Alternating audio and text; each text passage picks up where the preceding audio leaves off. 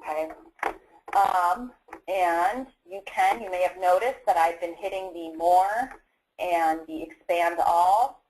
So you can actually see all the options in a facet, or you can just see a few more. In Aqua Browser, you would get to this, you could hit search more, and then it would like only show you the top 50 under search more, and then you just didn't see anything else. So you can actually see all of them here. Let's see. Did I have a Cheryl? Bonnie had a question. Yeah, Bonnie. Any idea on what the response time is going to be for that when we're out there rather than in here? I don't know, because it is what? Data catalog? I think so. There's a couple of factors there. We are not hosting the server for this here. One of the benefits of this product is that we are paying SELCO Dynamics to host it for us, which means it's in their data centers and will hopefully provide a little more reliability than we can do here. That means you're going all the way to them for the catalog, which makes it a lot harder to predict response time because there's a lot more internet between you and them than there is between you and SELCO. The other thing I would say is that until we have this go live and everyone starts using it, it's really hard to predict based on what you're seeing now what that response time will end up being. But the fact that it's hosted by them, however, they have very large data pipes and a lot of servers, so we're hoping that that will still be a good experience. Yeah. But keep in mind, what we're seeing today is here to Atlanta and back. What Cheryl and Tyler are demonstrating is not this room down the hall. So sort of to Bonnie's question, caution, like Donovan said, we don't know what's going to happen when all 90 libraries are online, but this data right now is going to snowy Atlanta and coming back. Right. So are you running it off the test database or the live database? So This is the live production database. And also, remember that delta? It's running right now. So that might have something to do with it, because it runs at the top of the hour for about 20 minutes. So. Adding to that fact that Cheryl and I have been doing a lot of work, and when we do work, we have to reset certain things. So the person of our work comes in after we do work, and they have to reload everything. That won't happen as much after we go live, but during this beta period, it will probably slow down the catalog. So for those of you online, I don't know if you heard the last 2 points that Tyler and Cheryl made. While this is live data, we are still poking this system quite a bit. We are still making a lot of changes and doing a lot of things, and that's going to impact the production or the response time as well. Once we go live on April 1st, we will be doing a lot less of that tweaking, so that should have an impact as well. Bottom line is there's just a lot of variables right now, so I wouldn't extrapolate too much from what you're seeing now, but it is something that we're going to be keeping an eye on. How many times does that also run? Once an hour. Yeah, we can schedule that, and it may be something that instead of running every hour, if it is affecting performance, maybe we do it every other hour. I don't know. So. Yeah, it's kind of a trade-off. The pro is that you're seeing your modifications much faster. Right now, you make a change to the bib record or add a bib record. You don't see that until the next day because we have to wait for the overnight data runs. With the delta going on every hour on the hour, any change you make will be reflected within an hour, which is great. But we will have to weigh that against the response time for the system. Certainly some days are busier, some parts of the day are busier than others, and that's the kind of thing we'll be looking at as we go live.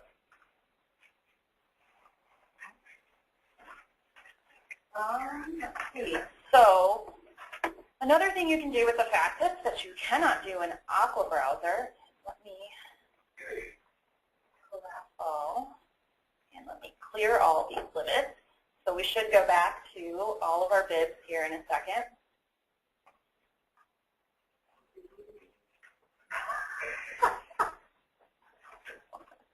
Okay, so the other great thing you can do is you can sort of, you probably noticed I did this before, you can right-click and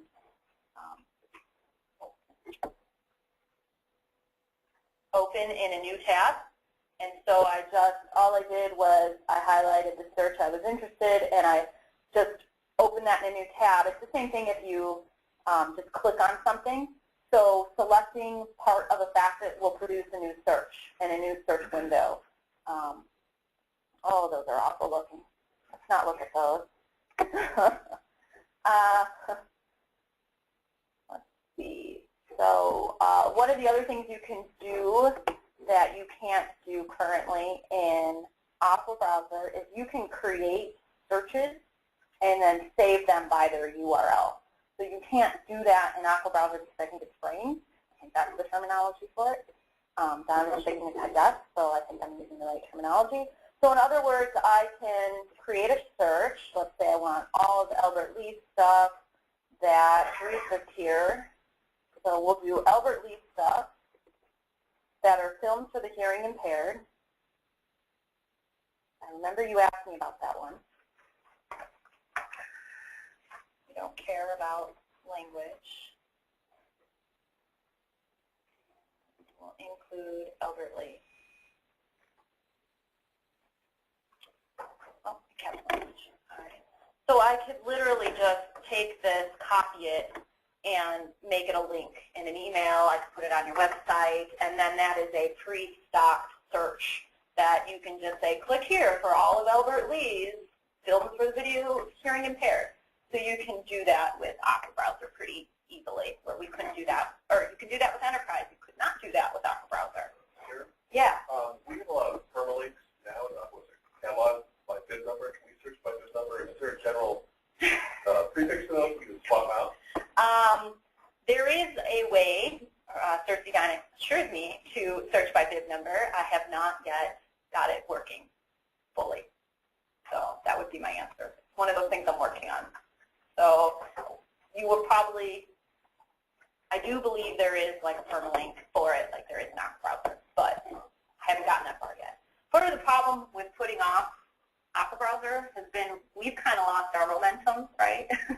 So we were working on things and had great ideas, and then we had to stop for a few months, and we were working on other things. So all these things we were working on, now it's like, oh, I got to remember what I was doing 6 months ago, and I can't remember what I had for dinner 6 days ago. So it's, you know, getting back into all of it. And since we upgraded to include the item level requesting in early January, it's been Tyler and I sort of, what are you doing? What are you doing? How do you do that? I don't remember. So we're trying to relearn some of this too. So that's why I'm really grateful for all these forums and online communications, because then it'll give us a chance to go back and really research and be like, oh yeah, you can do that, and remember how to do it. So I'm sorry if I don't have all your answers. Okay, so let's talk about ebooks real quickly. So, or with the facets, don't worry. So with ebooks currently in Aqua Browser, right, we're getting MARC records for them from Overdrive, and we're loading in, actually Becky's loading in those MARC records, and then we're running a whole bunch of SQL scripts on them so that then they react properly in Overdrive.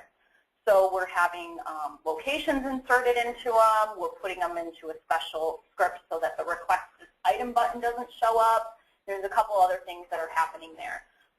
We will not have to do that in Aqua Browser because of that, or in Enterprise, sorry, keep slipping. You know what I mean, right?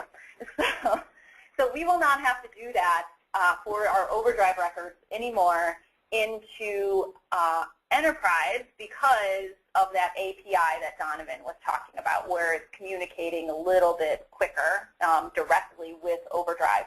So right now, if you were to search for a book, I can't spell, no. So if you were to search for a book in Enterprise that also has a MARC record in it, like this is the book I'm reading right now, and you can see that one of these is from Overdrive. Yes, this one is from Overdrive, and this one is our MARC record. our regular old-fashioned MARC record. So this one will no longer be in there when we go live in April. So this one won't be in here. They're the exact same thing. They're both ebooks. Okay. This one's the MARC record, and this one's pulling via API straight from Overdrive. This is the MARC record. Here, I'll go back to it.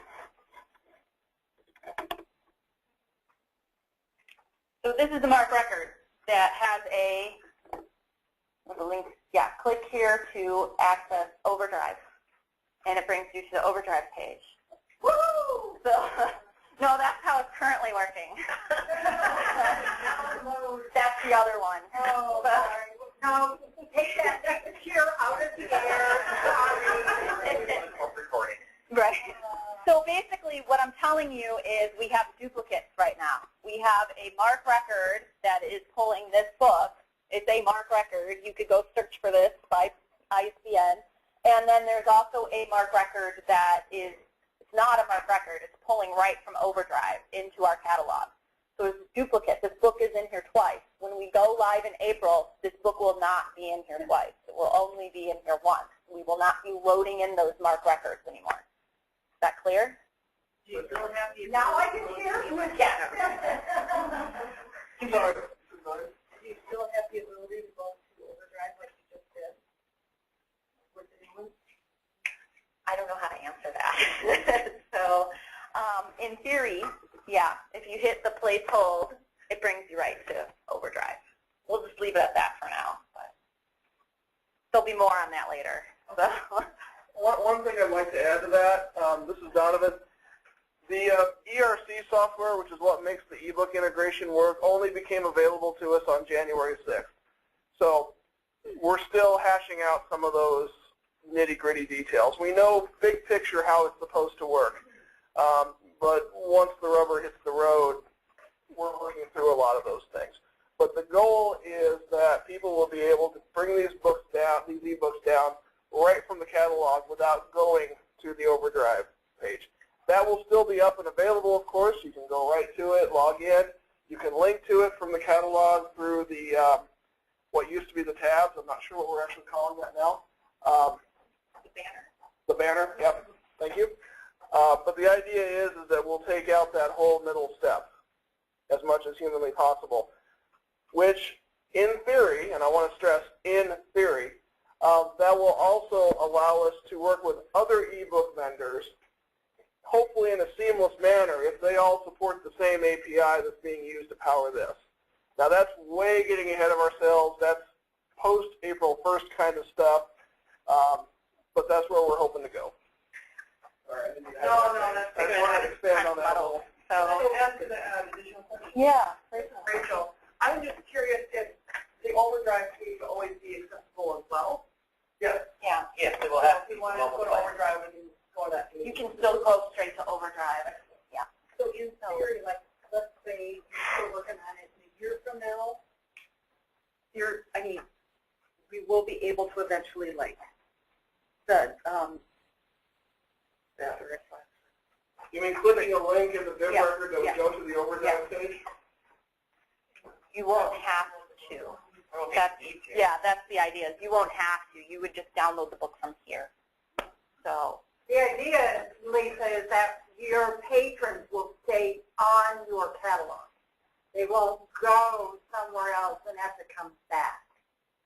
It'll look like one-stop shopping for Buckham. For this trial period, will it matter which one they reserve or they check out? they can't do anything with this one. There's no items attached to it. So So it'll be gone by April 1st. yeah. So by the time it goes live, Is what I'm worried about, that they get with the items. all this one does is link them to Overdrive, which is currently what's happening in Aqua Browser. So, and the link to the profile isn't public at all. Yeah, we're not letting the public into this. Just you. You said that we'll have a trial period. Right. Yes. But that's good for a lot of staff. But if I'm ordering something for someone, I want to know if it's coming or not. Do that in Aqua Browser, because until April 1st, this isn't considered open for business. so this one, really the only difference between them, I don't know if you're seeing, is this one's a MARC record where you have to click into it to get to Overdrive, right? Where the other one, this one, you can hit right here and get to overdrive. All right? So, sorry, I guess I shouldn't have brought that up. Oh, but neither did we talk about. Let me close. Can I ask a question about the ebooks as well? If you're limiting to just your library, say someone brought up public library, will it still pull up the ebooks? Or do you have to go to all libraries since they're not technically in our collection? Can I answer that one, Tyler? James wants to know if you are searching under your profile, will it also pull up your books plus the ebooks, or will it just pull up your books? Is that correct? Yeah. Okay. Yes, as Donna was mentioning, this ERC stuff is fairly new to us. The way that it should work is that if you're doing a limit based on just your library profile, it will bring up the ebooks that your library has access to as well, instead of having to search all libraries. The thing is, when they upgraded ERC and Enterprise to do this, they added in a bunch of search limits that I'm still trying to figure out exactly what they do and which ones I need to attach to each other to make this work. Currently, it's only all libraries, but should only take me a few days to be able to figure this out, to be able to link so CAS and public library searches also bring up the overdrive books. And this is already set up to be limited in the ERC to only be available to libraries that have access to these ebooks. So CAS and Manorville schools have access only to Project Gutenberg ebooks, while a public library has access to Project Gutenberg and overdrive. Does that answer your question? It's coming. The intention is for that to be there on April 1st. Okay, so I'm going to show you real quickly because we're running out of time for our break, right? Right.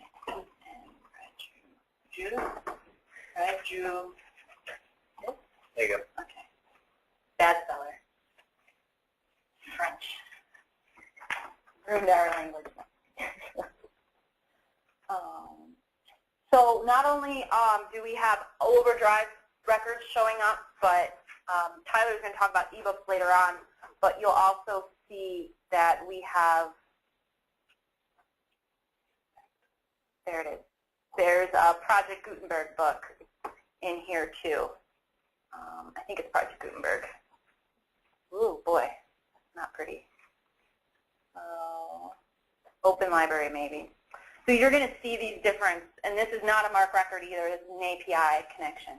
So it's multiple, you're seeing multiple things in here.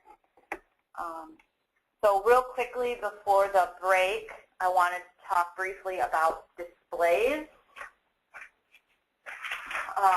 So you'll notice that we've been doing different, I've been clicking on different things and showing you different displays. So this screen is called the brief display is what I call it. I think it's called the search results display. There's a limited number of things on here. Is it 12? Will always show, right? 12. So 12 will always show here. You'll see that it is limited sort of in what we chose to display. And when we set this up, we control what displays on this field, on this search results display. And when we set it up, we were trying to sort of answer the question of keeping the most important information above the fold. You know, this is prime real estate here above the fold of your website. And we're trying to answer the question, what do the majority of people need on this quick display to help them decide if they should click a title for more information, they should place a request, or if they should do a new search. So it's meant to be a quick decision-making, what do I need to do next page. And then if they need more information, they're clicking into a title to see the detailed display. And that's what you're seeing here. So we have some limits here of what we can control in this field. So we cannot control, for example, these accordions and what order they show in. We can control, I believe, if they're open or not by default. So we've put in the items in there, or we've put in the available item information as an open accordion. Let's see. I want to do a search and show you how under different profiles, see, pick on James again. So you'll notice I'm doing a search under the Zimbrota profile, and it's Zimbrota's item that shows up first, right, and then everybody else's. So the detailed display, we can control some of the things to a point. We can show, for example, one ISBN, no ISBN, or all of the ISBNs. The information that isn't showing is still searchable, but it's just not displaying in this detailed display. So I'm just going to go ahead and show you that item level requesting is working.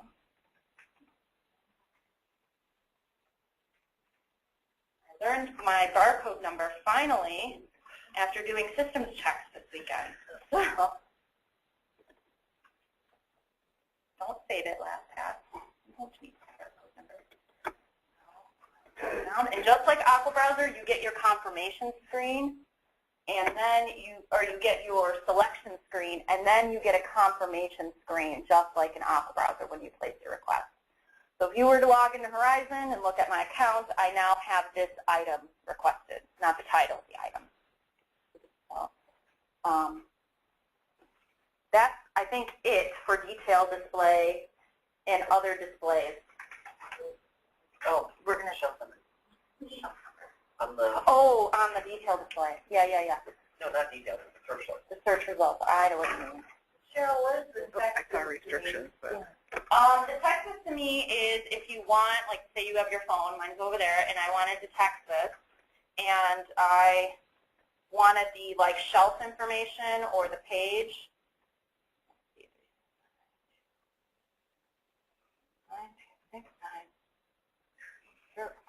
There we go. I know, right? I don't call myself. So. Okay, so now I'm getting a text message right now of this information here. Library charge for that? Nope, that is on my carrier, my account, my phone number. So if we looked at my phone, it would have the information on there, so I can have it on my phone and go to the shelf and pull whatever I want. Let me find. So the available that, I just got a text message. So the available that's showing up here is available across the libraries. There's no way to limit that by profile. So it's 7 available Pride and Prejudice, whatever this is, across all libraries. And just like let's do, I don't know,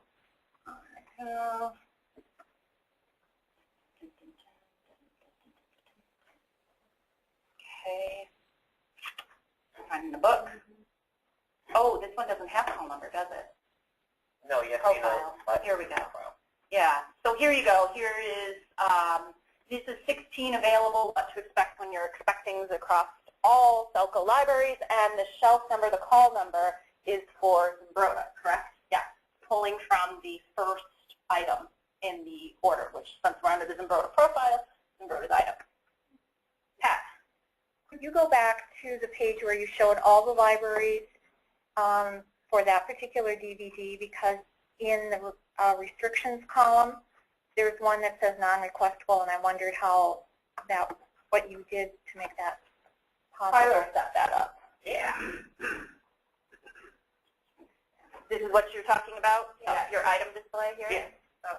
The item display, it's sort of pulling from MARC. It's sort of not when it comes to the item level information. And we are able to pull a few fields automatically from the item records. And some of them are the fact that we can pull up the collection of them, the call number. The restriction actually comes down to what the I-type of the item is. We've gone through and renamed that, and then we've gone through and coded all of those.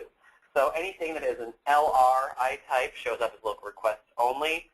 Anything that's NR is non-requestable, and C is non-circulating. Anything else is just left as blank.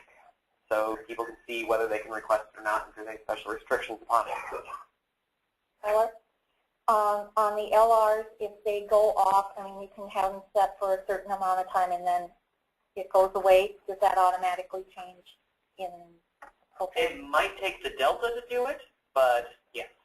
I haven't actually witnessed that happen, but it should only be the delta that's required. It might even do it live. So if anybody's interested in seeing, I just got a text message that has shelf information. So it says call number F. Austin with Pride and Prejudice. And then it has a link, like a short link that links me right to the record in Enterprise with the item information display, the detail display, this fuller display that you're looking at here. Just a little link. If you want to see it, you can come up here and look at it. So we're now on that short result where you don't click anything. It says available and it has our library call number. Available does not mean that it's available in our library. Not necessarily, no. When you're in the detail display, obviously it works. So, yeah. We still have to go to the second screen. Well, unless it says that none are available and you just hit place request. So, or if you just hit place request, which I think is what a lot of patrons end up doing, is they just pull the first one and they hit place request. I mean, if somebody's looking at the variable one, and it'll give a call number right away, but it won't say if it's available in our library. So a person might say, oh, I've got that call number, and I'll go look on the shelf. Right. It really isn't there. Right? Yeah, That's correct. That's a known issue. It is pulling that availability information for the entire collection. We have raised that issue with SELCO Technology. We did raise that issue with them. We've let them know that we would like that to be a little more consortial friendly. I don't know when or if that will change. I would not assume that it's going to change in time for April 1st, but we've certainly talked to them about it, and we'll probably make an official enhancement request for it as well the next time that rolls around, which is every few months. So that is an issue that you'll have to understand. Yes? And then the other thing, the call number, is that our library's call number or just the general? It's our library. As long as your library has the item, it's your call number. And that's while you're in your profile. And that's a major improvement over Aqua Browser, which listed the bibliographic level call number in the search results, no matter what profile you were in. So that seems like a little thing, but I see heads nodding. So you get the significance of that. We were pretty excited to see that. Now, if they can just match it up with the availability thing, then we'd really be happy. But we're working on that.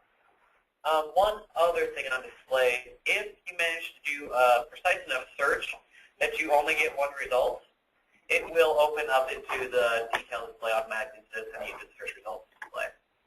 Cool. And that's something Aqua Browser does not do. Would you repeat that?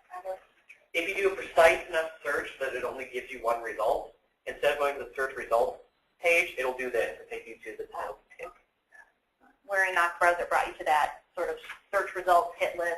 With one item on And it. you still had to click to get to the full display. Okay, so we probably need to go ahead and take our break. We'll take a 10-minute break. It is 10:37. I don't know if that's going to be too precise or not, so let's try to come back at about 10:45 to 10:47, something in there, so we get about 10 minutes.